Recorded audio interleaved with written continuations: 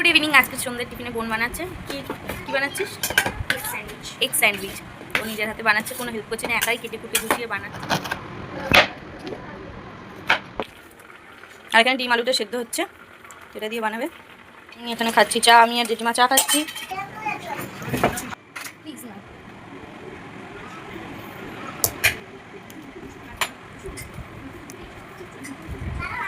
বোন খুব ভালো, সবাইকে রেসিপিটা বলছে, অনেকে আছে বলে না, এই যে পিজা অরিগানো বলে না, কিন্তু ও চাই যে ওই জন্য মানে সবাই ওরকম সুন্দর সুন্দর বানিয়ে খাক। আলাদা কথা লোকে ল্যাট করে বানাতে চায় না। না, আমার বোন এমন না, বানাবে ঠিকই, গাদা গাদা বাসন বের করে রাখবে বেসিনে, সেটা আলাদা ব্যাপার। এটা নুন দিচ্ছে, এটা মানে ভিতরে স্টাফিংটা, তাই তো? দেখা, এটা দেখা, কর্ন থাকলেও হতে পারে, কর্ন বা ক্যাপসিকাম আসলে দিব না। হ্যাঁ, মেয়েও দিচ্ছে, যেটা বেশি পরিমাণে লাগবে। টমেটো সস,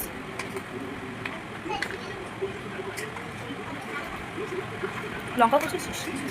লঙ্কা ছাড়া ঠিক আছে। তো দেখতেই পেলে পেঁয়াজ আর টমেটো কুচি, তার উপরে এইসব কিছু দিল। তোমরাও বাড়িতে ট্রাই করে খাবে। আর ওদিকে আলু আর ডিমটা সিদ্ধ হচ্ছে, এরপর ওই দুটো ঘষে দেবে, আমার ওই দুটো এর মধ্যে গ্রেট করে দেবে। ওটা হয়ে গেলে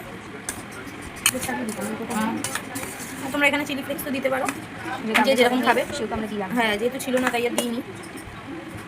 এটা ভালো করে মাখতে হবে এরকমভাবে, ঠিক। তারপরে নিয়েছে বাটার, ডিমটা সিদ্ধ করে ছাড়িয়ে আনা হয়ে গেছে।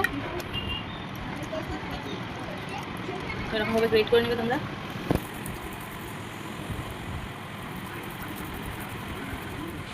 তো এই যে ডিমটা করা হয়ে গেছে, এবার আলুটা করবো।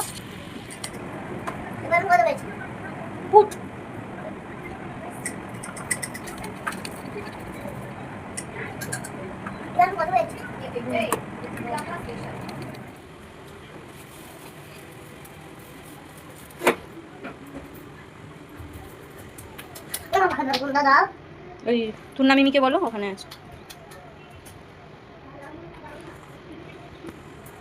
বোন এখানে রুটিটাকে নর্মালি সেঁকে নিয়েছে, তারপর ওর ভেতরে স্টাফিংটা দিয়ে, তার উপর বাটার দিয়ে, তারপর আবার করে সেঁকেছে। আর মাম এখানে খাবে বলে ব্যস্ত হয়ে গেছে, ওর জন্য একটা বানানো হয়ে গেছে। রেডি। আর একদিন দেখো ফোনের জন্য কান্না করছে। ফোন নেবে? চলো চলো চলো, দিচ্ছি, চলো। কাটবি না এটা? হ্যাঁ, চিজ হলে ভালো লাগতো। ঠিক আছে, ছোটো মানুষ এখনই হরলিক্স খেয়েছে। প্রথমটা হয়েছে, প্রথমটাই মামার জন্য রেডি। ওকে দিয়ে দিও, আবার কেচাপ ছাড়া খাবে না তো টানটে না। রেডি, তোমরাও ভাই ট্রাই করবো, কেমন হয়েছে আমাকে জানিও। তো এরপর একবারে সব কটা করে নিই, বাকি 4টে আছে আমাদের 4 জনের, তারপর একসাথে সবাই খাবো।